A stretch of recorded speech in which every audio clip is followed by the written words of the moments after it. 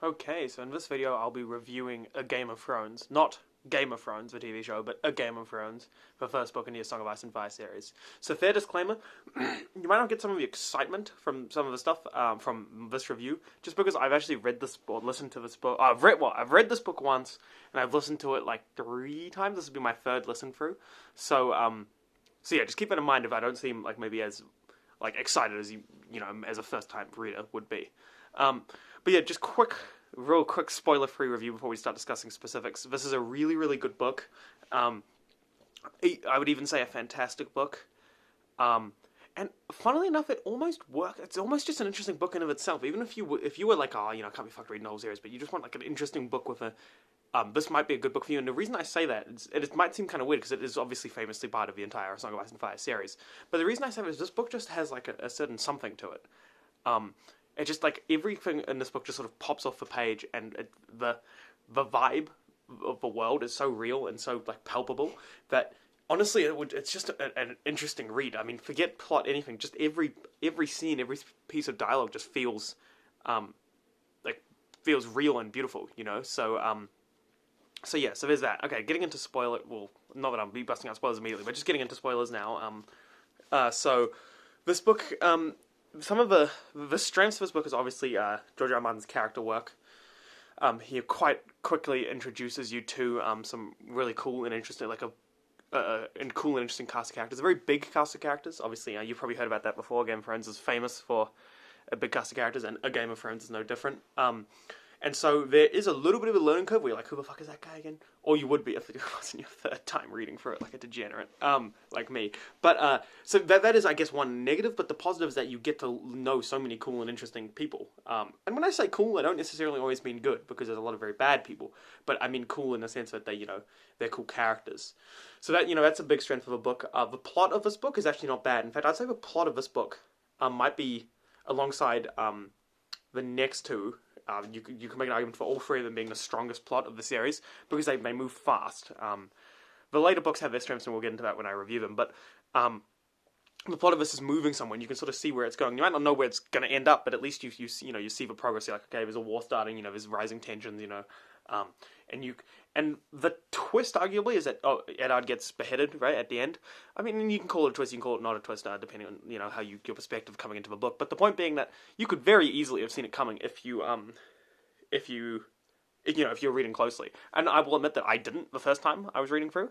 I didn't see it coming the first time I was reading through, but now, reading through it again, you're like, oh yeah, if I was a bit smarter than I am, I definitely would have been able to see this. So that's really cool. The plot's strong. Setting is amazing. So I sort of touched on that in when I mentioned the vibe earlier. Just the setting of Westeros just really pops off the page. And I will say that it does help because I've seen the TV show, obviously, and so it kind of does help, because I'm sort of meshing TV show images and book in my mind, and it does help put it together. I'm not entirely sure how well it would work. I'm sure it would still be fantastic if you just read the book, but I will say that it sort of helps me put images to the stuff a little bit, having seen the TV show. What else is there? There is some less, less good stuff here. So, for example, there are some rather boring scenes on occasion with mainly Sansa and Arya chapters. The odd one is a bit boring, but mainly they're really good.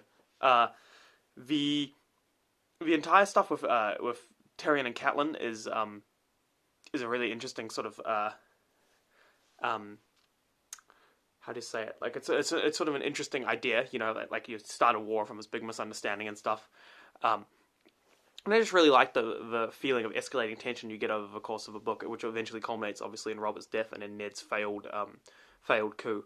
And it is a really interesting display of power dynamics. In fact, George likes to explore power dynamics a bit, where he, for example, one of them is obviously the power dynamic in King's Landing, where Ned Stark fails to take the throne because he doesn't have, whilst you might have them arguably, I mean, not that feudalism is a great system, but arguably he might have the moral right of it.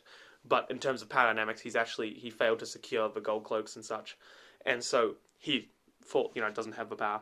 And then, but personally, my favorite is I really enjoyed the power dynamic between Viserys and Daenerys, where at the start he's he's older and he's a man, so he's in charge, right? But over the course of the book, he sort of falls away and doesn't understand his position anymore, and doesn't culturally assimilate, which is also an interesting cultural point that I think George might be making. But anyway, and so the power dynamic switches, and it ends with him.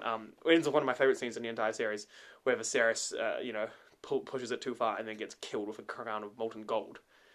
So yeah. And obviously the Dothraki like their soup really hot because they can melt gold with their soup pots, but that's neither here nor there. But yeah, so just a really, really solid book. Probably easily top 10 fantasy books ever written. Arguably top 10 books ever written. I should probably make that video sometime. But yeah, just really, really strong book. And notably, it does lead into what many people say. I don't necessarily agree with this. Many people say is the two strongest books of the series coming up. So we'll review those soon. Thanks very much for watching, and have a great day.